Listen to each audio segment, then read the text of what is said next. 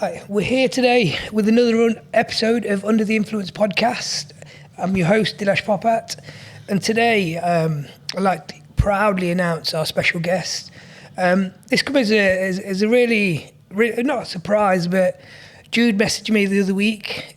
Jude messaged me and said, there's a hot topic in the world of substance use at the moment, and she'd like to talk about it, just to raise awareness.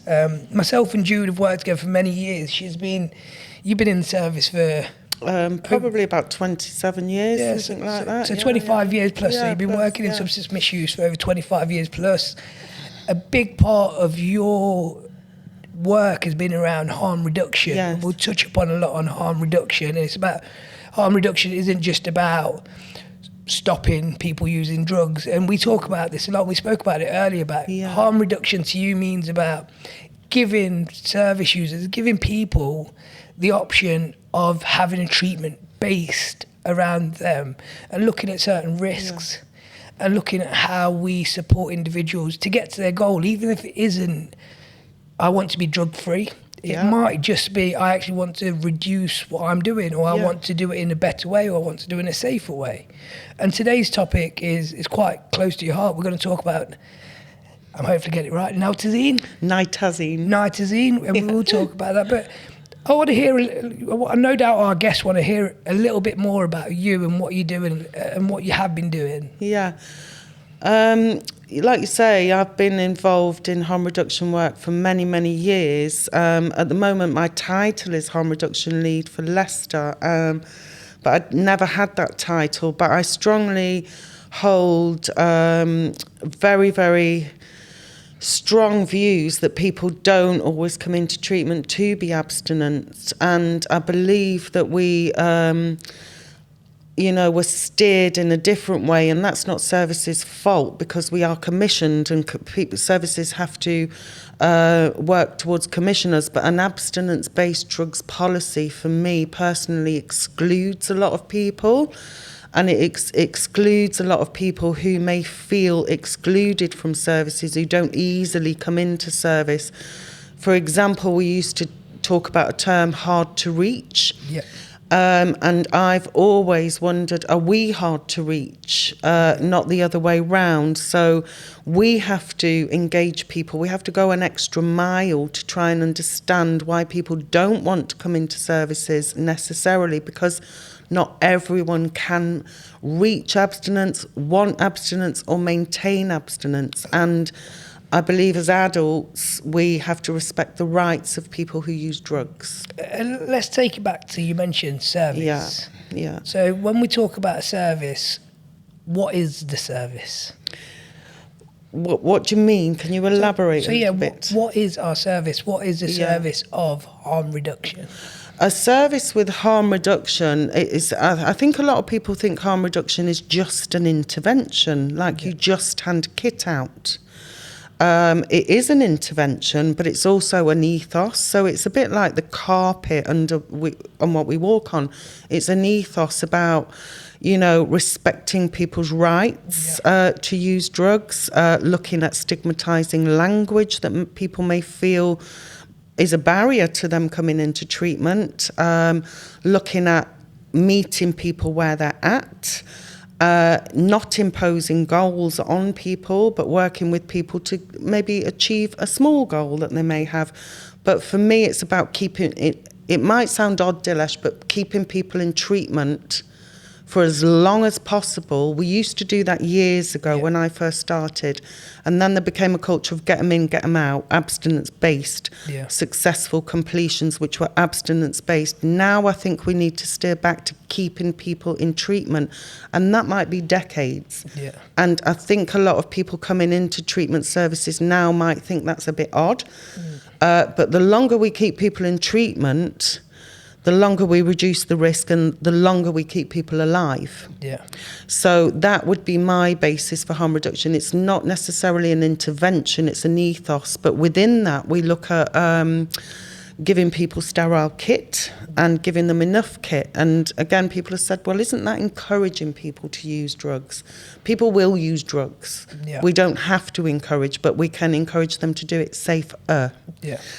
So giving kit, sexual health advice, condoms, naloxone, I think we're going to talk a lot about naloxone, is key, but understanding the drugs map, if you like, and the change in drugs map in society to understand what we're delivering harm reduction on is a big thing for me, and also having it as an ethos rather than just an intervention, if that makes sense. We talk about this so often within the service, needle exchange, needle syringe program, and it is a service that we have available. So anybody that is using heroin, steroids, anything where they are using or injecting, for us and for me, and no doubt for you, Jude, it's about reducing the risk of bloodborne viruses. Massively, yes. So it's about offering a service, and we do offer a service of the needle exchange program, which people can actually come in at any stage, walk in on a Monday to Saturday into Turning Point and ask for clean kit, clean needle, clean syringes, and safe deposit boxes. And people can also bring their old used equipment back to Turning Point. They can bring it over to us and we can dispose of that safely. And that's for anybody using any injectable drugs, substances. And we're not going to ask you for your details. We don't want your name. You don't need to be in service. And anybody can literally walk in and access this service. So if you ever do need it, just feel free to come into our Friar Lane office, pop in and just ask at reception, and you will get what you require.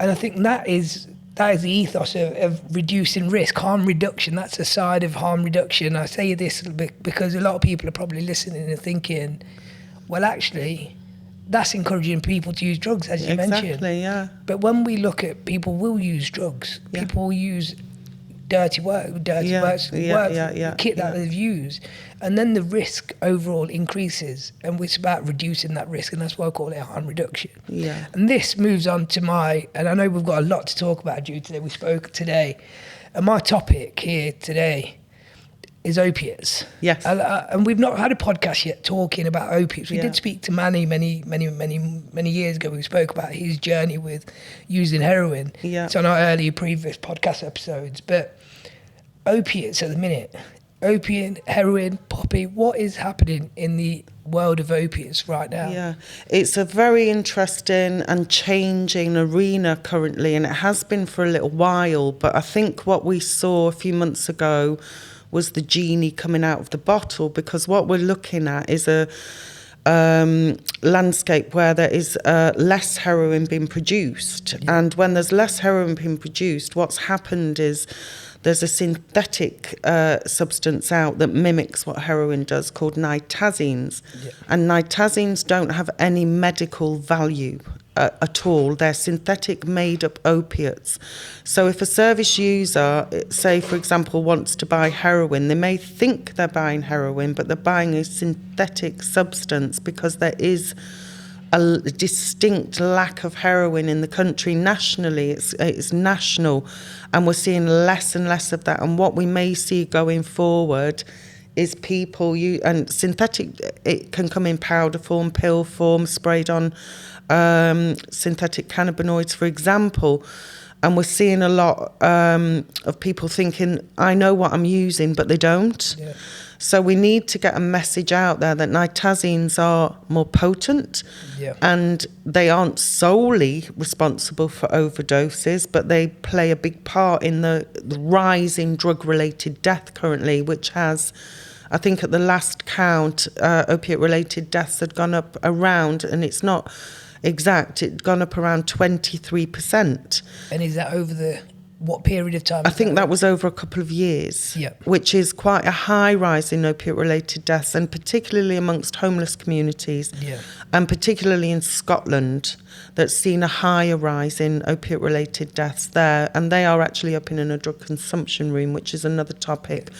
But there's a lot. I think what we have to do in services is acknowledge that that's the case, and again, going back to an abstinence-based policy, not necessarily a service policy, but a national policy, we have to look at that a bit differently, because with synthetic drugs and current users who are not at a point of wanting to be abstinent or being able to be abstinent, these are people that have quite broken by society. We need to look at what we can do to reduce the harm rather than look at how we can get people abstinent. But I'm going to bring it back to Naltazine. I keep getting it wrong. It's okay. I'm sure I say it wrong as well. Naltazine. And as a worker who's worked in service, and please don't sack me after this, anybody watching this. I'm sorry, team. I'm not too clued up on this. And I work for the city drug team. Yeah. And I'm not too clued up on this. So leave my P60 on the side, please. But give me some more on this, because I need to know more about this and what I can do as a worker to help people, to support people, and to reduce the risk. Yeah, I think the biggest thing we can do is, we don't have to know, because chemically you can talk about things in a chemical term or a different term, or none of us are neuroscientists, none of us are doctors, but we know that the nitazines are a synthetic opiate, and it's not for medical use, and it does put people over when they use the same amount as if they thought it was heroin. Far more overdoses. We're seeing a rise in overdoses, not just because of that, but it is a lot to do with that. Yes. So a big rise in it. So one of the key factors of this is, over the last few months, Naltazine has been around. Yeah. There's an indication that overdoses rates are going up. Massively. Yes. Okay, so let's to keep it on that subject. Overdose rates are going up. So what do I need to know as a worker about overdoses, and what can I do to keep my service users and the people I'm working with safe? Yes, there's a lot you can do, and I think in services we're so used to being processed with processed paperwork and stuff. Again, don't sack me, but it's a fact. We'll both be sacked together. But there's nothing wrong with the process. We have to have a process. We have to have information about people. But what we can do is identify who might be more at risk. We can use, if I just hold this up, a Narloxone kit, and we can issue this to service users, and we can carry it ourselves, and we need to be carrying more than one kit. We also need to know about identifying the signs and symptoms of an opiate overdose as well. But we've just said it's not the same. Opiates and Naltazine are not the same. So are the overdoses the same? The overdoses, if we're looking at an overdose, say for example somebody was a heroin user, an injecting heroin user is high risk of overdose from heroin if they don't necessarily know what they're doing, particularly. So there's a lot of education around injecting practice anyway, and we would treat it the same if it was opiates, heroin, but what it is it's far more potent. So the same amount injected, if it was a nitazine, it may kill you. And again, if you're talking to service users, we have to be very careful about the scaremongering effect. And people will say, oh my God, I'm really terrified. Now, scaring people into not using isn't a thing, because they will, if you're withdrawing from heroin, you will use, whether it's nitazines or not. So we need to raise the awareness in the client. They're our customers, right? They are the people we work for, in my view. We need to make them aware. We need to get them involved and spreading the word. We need almost our service users to give out Naloxone and go, because they go in places that we don't go. I can't go into a crack house. I can't go into a squat necessarily, whereas service users can. And I think a lovely example of that is I also do a workshop on a Thursday afternoon alongside Dave Mahoney on crack. And after, this is a nice example actually, because even though the person continued to use, again, our aim is a drop in and raise awareness and work towards the client's needs. They took all the information we gave them into a using house and said, do you know this could be a trigger? Do you know that could be a trigger? Do you know your lungs will be affected with the gauze? Do you know that you can get a safer pipe? So for me, I was delighted because that is imparting information via a service user network in a very informal way, but a very good way.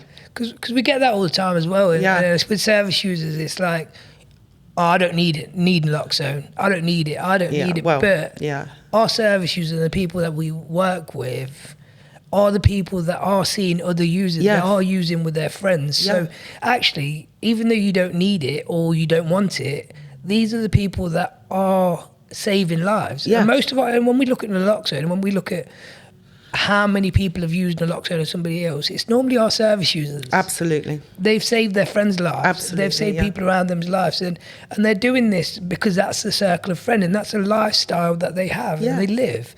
And I think for us to making sure we're giving them out even to everybody that walks through the door, but how do we sort of look at the Joe Blogs, a normal public person, whereas I may look at my friend. I spoke to my friend the other day, speaking about Narloxone. And when we were speaking about Narloxone, he said, oh, I ain't going to need that. What am I going to do using that? It's pointless. Right.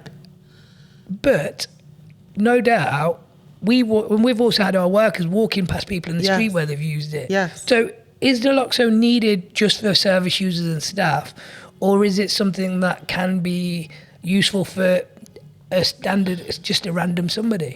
Absolutely. I mean, you know what my views are on this. I do believe that, we get defibrillators in town. I think that every defibrillator should have an Narloxone kit in it. I believe it should be part and parcel of the council's work, people in car parks, shopkeepers even, where people are sitting in doorways. But I think that comes down to, Dilesh, when we talked at the Staff Development Day about stigma, I think people look, and we talked about this a little bit before, if you're a homeless injecting drug user, a person who uses drugs, you're looked at in a very different way to say, I am looked at, purely because I have a house. Or, it's, and people who are homeless and injecting drugs and who are out there aren't seen in a good light. They're seen as the criminals, they're wasters, they don't want to get jobs, they don't do this. But we're talking about broken people here. We're talking about people that have been excluded from society. And I think the media play a big part in perpetrating the stigma around people who use drugs and painting them in a negative light.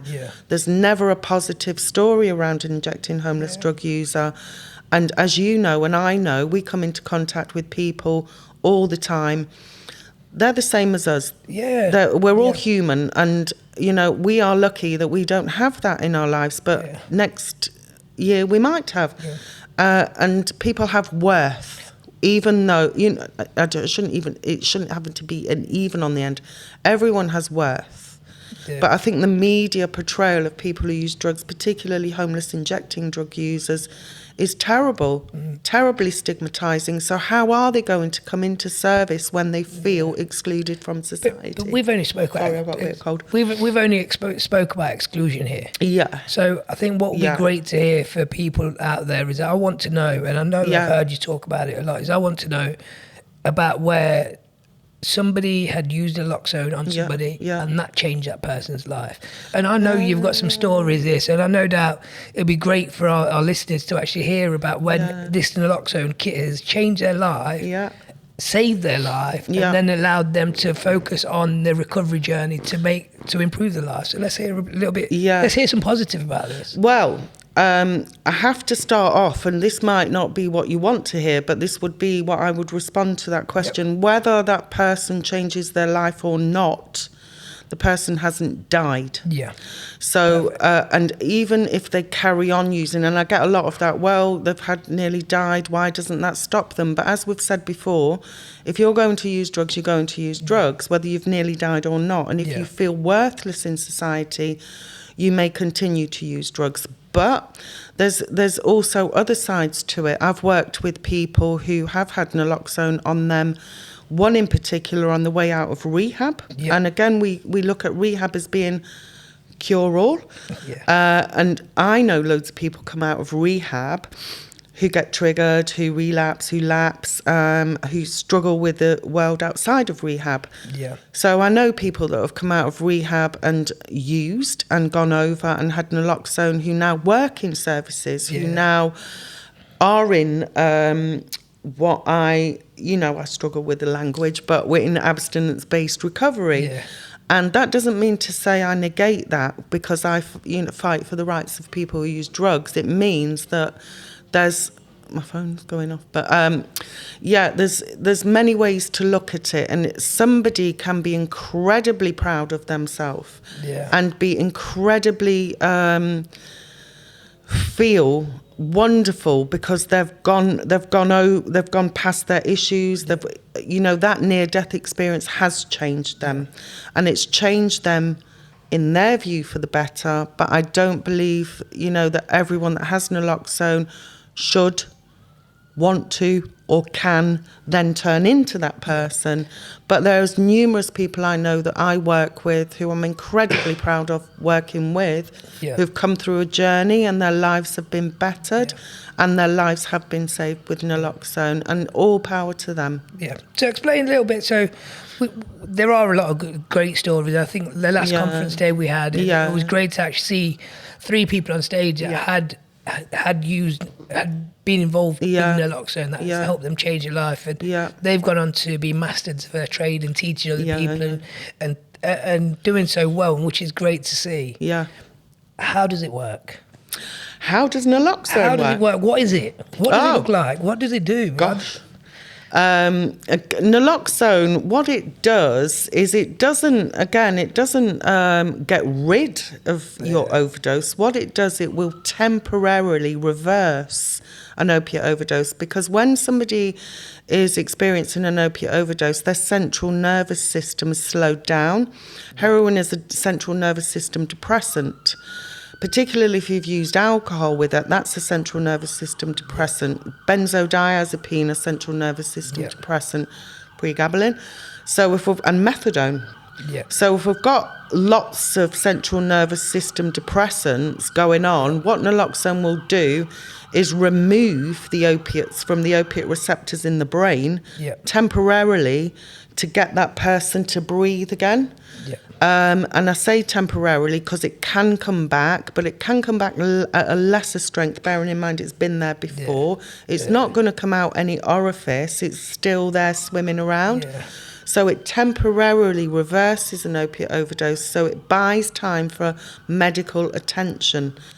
And even if the person doesn't get medical attention, what it does is releases the opiates from the opiate receptors in the brain. It's almost like a miracle. They breathe, So it brings them, it kicks the opiates out of the system for a short period, and then the opiates start to set back into the system. Possibly, But what it is a window of opportunity to get the ambulance or to get medical treatment to start giving full care and intensive care required. If that person needs it. And a lot of people may not go in to medical attention. A lot of people are scared of the ambulance. And again, what we get is a lot of myths around naloxone. I get it all the time. Or if you bring somebody round, they're going to batter you, or they're going to hit you, or they're going to be really angry, because what we've done is got rid of that person's hit. And I have never experienced anyone. I've administered naloxone. I've administered it 4 times over the years. No one's hit me. You've just took my question right out of my mouth. Carry on. Sorry. No one's, and I don't know anyone in the country that's happened. We might get told to F off or be a bit cross, but people don't know they've overdosed. And when you've worked to get your money, to get a hit, they don't know what's happened. So again, there'll be a little bit confusion, a little bit of frustration, a little bit, what have you done to me? You've got rid of my hit. But I think it's a myth that everyone gets aggressive and threatens to hit you because somebody's ill. They've not got the strength to come and hit you. And the fact of it is, if you gave somebody naloxone, you've just saved somebody's life. Yes. So by giving them naloxone, it's better alive than dead.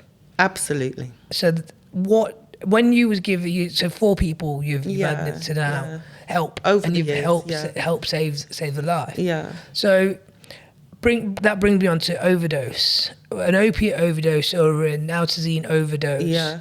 What does that look like? Is it just somebody on the floor having an attack, or how does an opiate overdose look like? I think that's really important to acknowledge, because I think we can see people that have experienced other health concerns that might not be overdosing, and we don't want to inappropriate. Well, I want to give out 150 naloxones after this podcast, so I want to make sure people are not just giving somebody naloxone for the sake of of it when somebody's drunk, for example. And that's the main reason why I ask. I want to know how do you spot an overdose? If we're looking at somebody that's experiencing an opiate overdose, some of the signs might be, a particular sign is their breathing. Yep. And when we're talking about central nervous system being compromised, people's breathing is slower. And people's breathing isn't just slower, it's a rattle. Yeah. And it is known as a death rattle. It used to be known as a death rattle. It's not a nice term, but we can hear a rattly sound and somebody struggling to get their breath, but very slow breathing. We also see pale, clammy skin, a bit grey and a bit tinted around the lips. It could be blue or it could be a little bit purple if you're a person that isn't white, maybe. And tips of fingers, but their breathing will be compromised. And particularly if you spot those signs and you try and rouse somebody, they won't rouse. They won't come round. And if I remember correctly, it's quite a heavy snoring sort of sound. Yeah. So it sounds like a heavy growl. snore. Yeah. One service user described it to me. I was talking to him about it, and he said, I think it sounds a bit like a rumble. Yeah. And I thought that was quite a nice term, because it is a bit rumbly. Yeah. And extremely slow, because people can't breathe. People's breathing has been suppressed. So it's not like we're breathing. Yep. So again, if you were unsure, trying to rouse somebody, clammy cold skin, blue, a little tint of blue, but the breathing is key. Yep. And if we watch the breathing, because if somebody's drunk and collapsed in the street, their breathing might be slightly compromised, but they may be snoring, they may rouse. You know, you may be able to shake them, they may come round and sit up. With an opiate overdose, we're not going to get that. We're not going to get any response. Unresponsive, slow, rattly breathing or rumbled breathing, to coin the term, would be key to me. And sometimes we know that person's used opiates, and sometimes we may suspect they use opiates. And again, a really important thing with naloxone is if we suspect and not sure, we would still use the kit, because nothing untoward will happen to a person if it isn't. And I think that's something people worry about.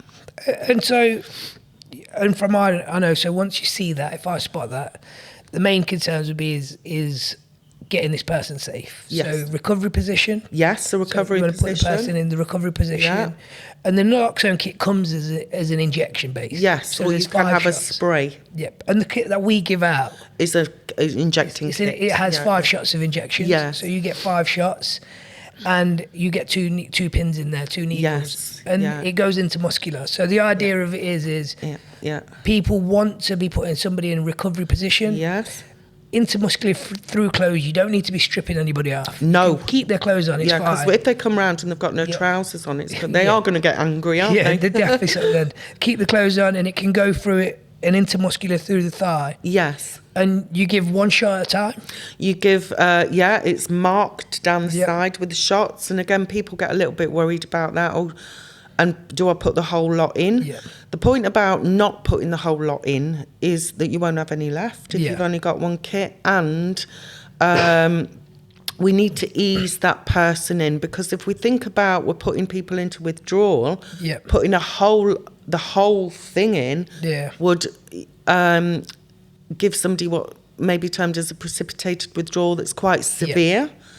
And we don't want to give anybody anything severe. We want to ease them out. And they may come round after a couple of shots. And within the shots, you can keep going back, going in. And 2-minute intervals, so we can monitor that situation. Again, we don't have to, we can check the breathing again. That person might start to come round.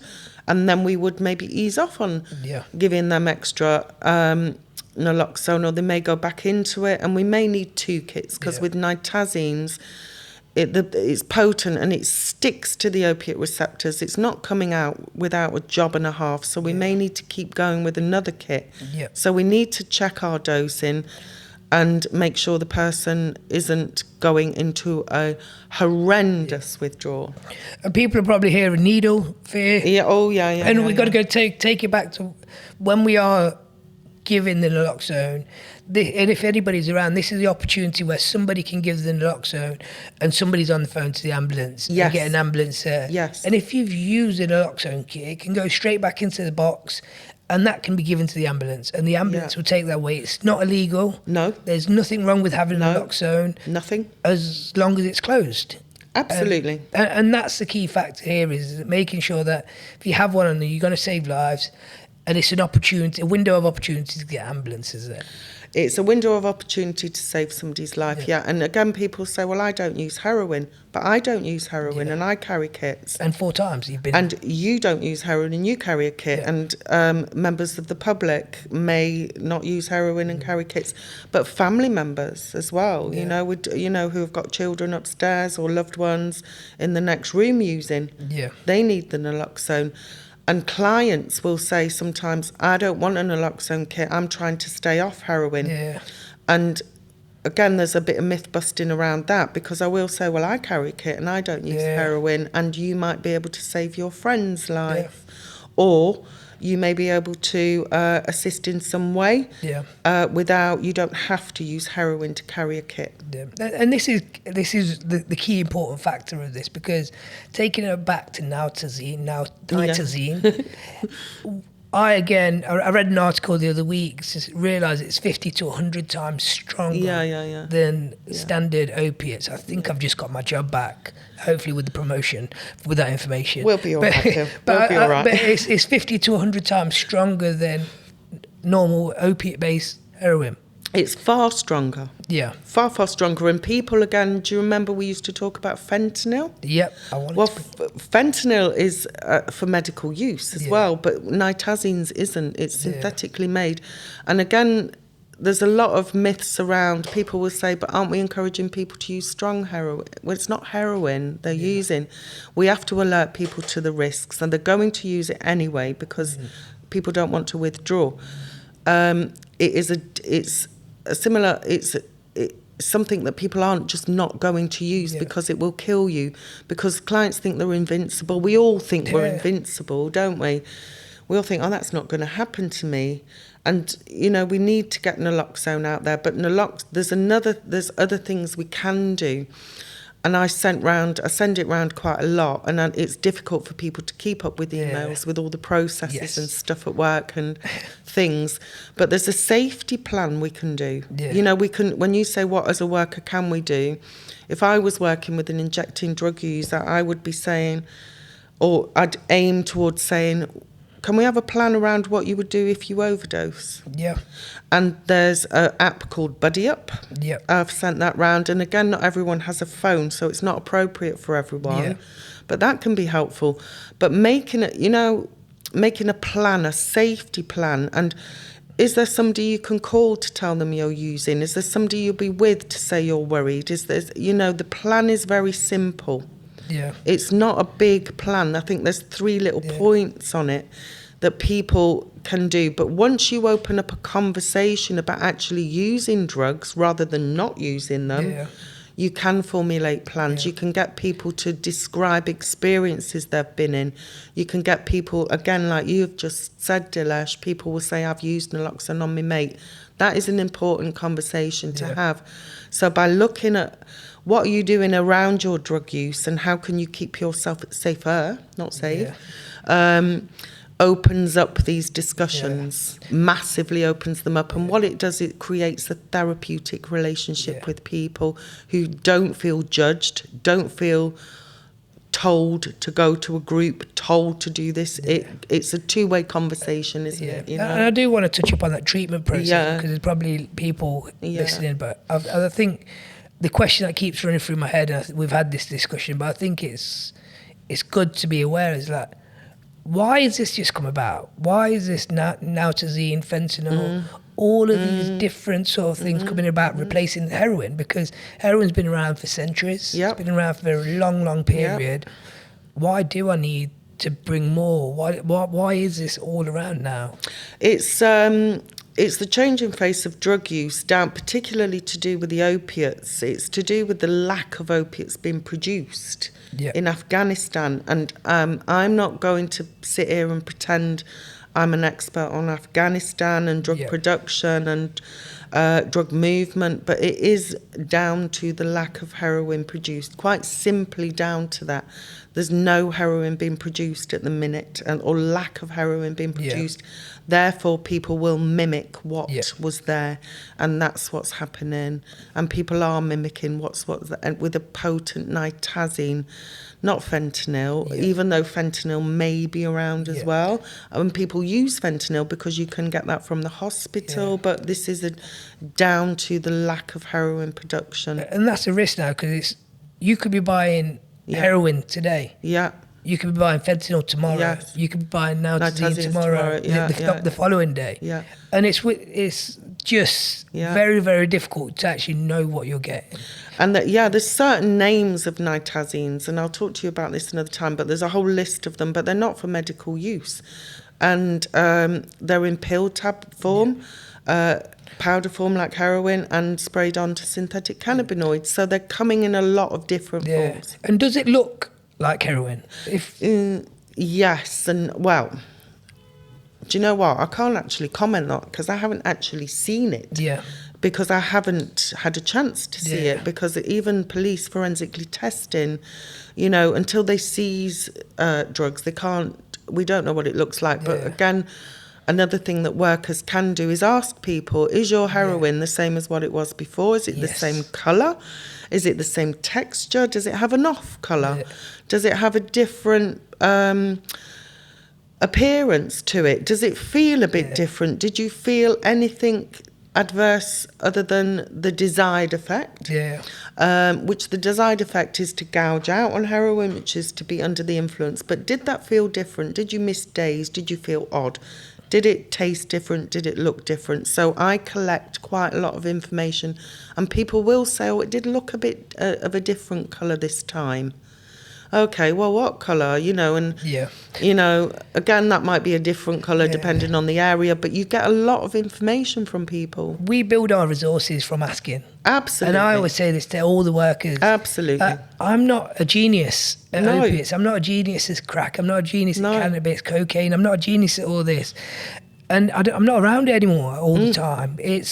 And for a worker, I think it's the best thing. If you're slightly unsure, or if you want to know, ask a service user. You get a real down-to-earth and a real good conversation with your service user when you ask, what is it like?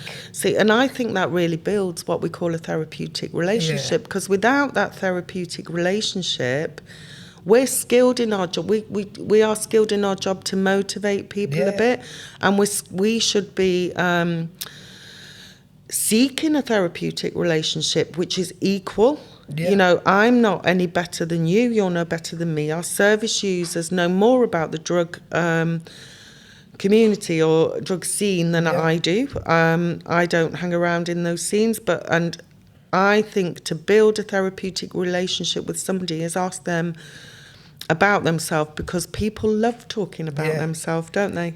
I remember that time when I first, when I first started working years ago, and I remember sitting there and for weeks and weeks and weeks and weeks, probably months to be honest, I remember talking with a service user, and I had an egg of heroin. Egg of heroin, half an egg, and I was just sat there for weeks and weeks thinking, what the hell is he talking about? And I sat there for such a long time, and I was just used to write in my case notes, egg of heroin, not knowing, and for months and months, until I actually asked them. Sorry. Until I asked them. And it's just an amount. And then I was like, I was thinking it was a certain style of heroin, but it's just the actual amount. When they're using an egg or half an egg or whatever, it's the actual amount. But that's that whole fear of actually learning. Yeah. As a worker, the learning comes from asking the question. And I sat for months and months writing egg of heroin, not having a clue what it meant. Yeah. But now I think I know what it means. Yeah. But it's about asking. I've done the very same thing. It's about having that conversation. So I'll say to all the staff, everybody around, just if you're ever in a conversation with the service user and you feel like you're lost in trance of what the person's saying, ask. Yeah. And that would be the biggest learning curve and the biggest learning experience for anybody. I'm not very good at, I agree with you, but I tend to think about drugs in terms of money. How much money did you spend? Yeah. And when clients or staff say a quarter, an eighth and all of this, I'm not very good at equating that into money. Yeah. So I will say, service users will say something to me around that. And I say, well, how much did you spend on it? Because I can equate with that. And again, sometimes to gain a therapeutic relationship doesn't always mean you have to talk about drugs. Yeah. It means you can talk about anything at all to gain that therapeutic relationship. Yeah. Like, how are you today? Yeah. And again, when we go back to needle exchange, everyone calls it needle exchange, we should call it NSP. But when we go back to that, some people don't want to stay in there for any length of time because they've got the gear, they want the kit and they want to go and use. But how are you today? Works wonders. Yeah. And all of a sudden, oh, me doc, I'm not feeling too well. And they sit down and you get 5-10 minutes of some really quality talk. Yeah. And what's the gear like today? Oh, well, I tell you what, so-and-so, this happened to so-and-so down the road and it's not the right colour. And then 10 minutes, I ain't said nothing. Yeah. I've got lots of information and we should all be doing this. Yeah. And are you, how many times a day are you using it? Are you scoring it off the same dealer? Are you getting it from the same place? Are you struggling with anything? What's going on for you today? We don't have to talk about the whole life. Yeah. What's going on for you today? And it opens up and it all goes back to a therapeutic relationship to keep people in treatment, not get them out of treatment because they won't. People are 50% less likely to die if they're in treatment. And I mentioned that. What is treatment?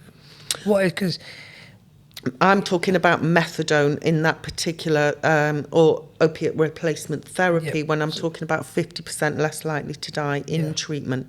If you're on a prescription, an OST prescription, and Dr. Ball will talk about this a lot as well, you are 50% less likely to die because you have a support network, even though you may not come to a group, you may not come to many appointments, you may not do what is expected of you necessarily, but you are in treatment, you're given an opiate replacement, so your heroin use may be reduced, maybe not stopped. You may use heroin in a different way, for example, smoking instead of injecting. But we also have pharmacists got eyes on people. Yeah. We have workers with eyes on people. We have a connection with people that we can build on. And again, I don't like the term, they just come in for a script. Yeah. We need to get rid of that just word. Yeah. They're coming into treatment and it's our job to motivate maybe people to do a little bit extra if they want to. A treatment is a broad scale, and this is one thing that I love to talk about. Like, it's person centered. Yeah. So one of our key factors of getting somebody in treatment is once they make a referral, once they are assessed, it's about getting them started on a script. Yes. Harm reduction is the key to all of this. Yes. Harm reduction starts from day one. It's about getting them on a prescription. Yeah. It can be buprenorphine, it can be methadone. Yeah. And that the idea of that is to reduce the heroin use slowly and then potentially erasing all of the drug use or getting to the standard of where you want to be. Yeah. We've spoke about this earlier where for yourself harm reduction is working to that service users need. Yeah. I'm slightly opposite. I like to get to people to let's try focusing, let's try pushing to be drug free. Right. But what if a person doesn't want to be drug free? But I don't think it's working to that goal. Yeah. But then hopefully when you get to that goal to then be like, what do you reckon? How's life like? Is it better? It's a lot of the motivational interview and stuff. And if they don't want to, you work and work alongside that. Yeah. But I think a lot of experience that I've had is when you've got to the stage of getting to them being where they want to be, reducing their use, using at the weekends, changing their use. I think people get really motivated at that stage to let's keep going, let's keep pushing it. I want to try a little bit more. What about detox? What about rehab? And that happens a lot, but I think it's working to that service users, that person's needs and what they want first. Yeah. But taking it back to treatment, I think from that angle, looking at treatment is, if we get on scripts, we can get a methadone script or we can get a buprenorphine script. And treatment isn't like how it used to. It wasn't like we don't throw you just in groups. There's crack group. Yep. There's the wonderful moving group, forward. Yep. It's run by some great people. Dave is a legend. Yeah. David's great at doing that group. Fabulous. Yeah. Jude's right as well. I just make the tea. but I think that you got the crack group, we've got the moving forward group, we've got the reclaim group. There's loads of different groups and the options are there for you. Yeah. But there's also one-to-one support as well. So you see your key worker, you see your recovery worker, you set goals, you set plans, and you start working to get to where you want to. There's also the keeping safe. We have like a keeping safe pathway, and that's absolutely wonderful. It's about keeping people safe, harm reduction. It's about seeing people, isn't it? And it's about seeing people face to face, and seeing physical presentation is different to the phone. And also, I'm a big believer, Dilesh, in, you know, when we have care plans, I think people get a little bit overwhelmed with those, thinking you have to fill in every single thing and it has to be a mega goal for every single thing. And when somebody goes back to this, just wants a script, personally, I don't think there's anything wrong with that, because you know, they've come in, they want something, and that's a good thing. And a methadone script is a good thing. There's nothing wrong with one goal for a little while. Pick up your methadone every day. Keep in touch with me. Yep. We don't have to go the whole hog of list, because I think people get overwhelmed. I would be overwhelmed with that if I was in a service. But sometimes people might want the script. Yeah. And I'm not of the train of thought that, how can I put it? It sounds quite negative, but I don't mean it. Some people as adults can just take a script and not go into everything else, and do incredibly well on that. Yeah. And you know, it's different things for different people. Yeah. And it's like we are keeping, like, this is substitute prescribing. This is dependency. It's like, I say to a lot of people, I'm diabetic, I have to have insulin to make myself feel better. Yeah. And if I don't have it, I will go into, I'll get severely unwell. And this is very similar to methadone. Yeah. Very similar to opiates. It's a medication. It is prescribed. It's given to you by a doctor. You see a prescriber on a regular basis. And you're not buying it off the street, you know? You're not, and what you're also doing is reducing drug-related harm, because if you're, you know, you can see people, you can talk about the risks with injecting, you can talk about the risks of scoring adulterated drugs or naltazines, and, you know, methadone can be regulated, it can be put up to, you know, suit the individual. Sometimes the thing that people need is a bigger dose of methadone to counteract the withdrawals, to stop that use on top, but if it was just a medication thing, we wouldn't have a job, would we? Because people would some people can do it with just medication, some people can't. And I think everyone's different. Yeah. And we don't have to have people always in group treatment to succeed. We have to respect we're working with adults that can make choices. Yeah. And again, that goes back to the harm reduction ethos. And I'm not saying, you just hand a methadone script out on a weekly basis and never see anyone.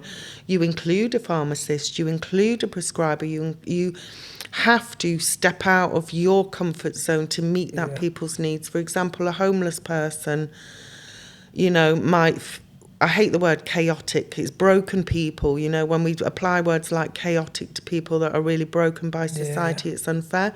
They may struggle to get appointments, so we should go and see them. And that keeps them in. You know, it's about keeping people in.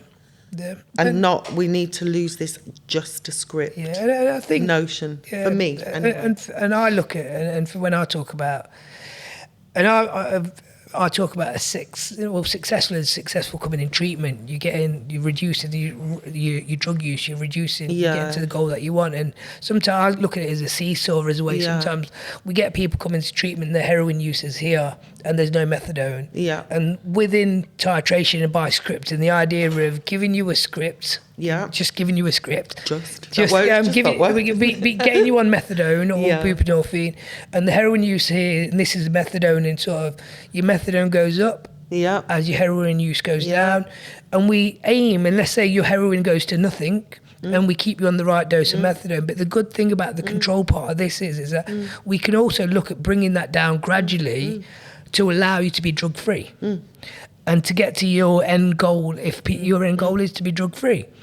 And that can be controlled. It's with doctors, it's with prescribers, it's with your recovery. Wound care, so Hep B test, Hep C testing, the whole thing, So there's a lot around this. And I think we're sort of coming towards the end of this podcast now. And I think, what would be your advice out there? And I think one part of advice to workers. And I think the other part of advice is for anybody looking for help. I think, gosh, that's a big thing. But one advice for workers is, and I know it's difficult in treatment and there's a lot to learn, but I think we do need to be aware of synthetic opiates and the changing face of drug use, and also carry a kit, carry a Nalloxone kit, carry two. Think about a safety plan and talk to service users about their drug use, not about come to the group. Talk about that as well. But I'm not excluding any of that. I think recovery abstinence-based treatment serves some people very, very well. It doesn't serve everybody well. And I think to encourage staff to ask questions, self-learn, carry a kit, look at a safety plan, understand synthetic opiates a bit. That would be my advice for them. For service users, it wouldn't be any different. Because I see them as human beings as the same. We all need to learn. And I would encourage service users to do peer Naloxone distribution. And that isn't peer mentors who are drug-free or alcohol-free. That is actual users to take extra kits to give to people with the purpose of saving a life. That is the advice I would give 100%. And that's great to hear from our harm reduction. Thank you. Guru. Bless you. No, well, I don't know about guru. I don't know. I think it's common sense. But there you go. But with this podcast being called Under the Influence podcast, Jude, I think I have one last question for you. Okay. And I said, what are you currently under the influence of? What do you mean? What are you currently under the influence of? What are you wanting to spread out there? What are you under the influence of yourself? Love, affection, help, care, reduction? I'm very passionate about harm reduction. I'm a passionate harm reductionist, and it borderlines on activism, really. And I know I work for a service, but I am incredibly passionate about people who use drugs being treated with respect and treated in a non-stigmatizing way. And I've always been a person, for some reason, that will read books on it, go on podcasts at home. I've got one that I listened to this morning. I'll chat to friends. There's a harm reduction WhatsApp group that we'll sit in the evenings talking about. That is my passion. And that is my job. I'm very lucky to do what I'm passionate about in my job. And I'm very passionate about equality. I'm very passionate about diversity. I'm very passionate about all of that. And I think my life just does that, goes that way for some reason. I'm not perfect. No one's perfect. But I'm incredibly interested in the world around me and what goes on in society, including politics. But we won't talk about politics. No. But drug use is a political thing. So I am incredibly interested in all of that, and that drives me to, at my old age, to still do what I do. So we got it. Jude is under the influence of everything. Everything. Compassion and harm reduction. I think that's the key part of it is keep learning, keep saving lives, and let's just keep getting people the support they need and work together. That's brilliant. Thank you very much.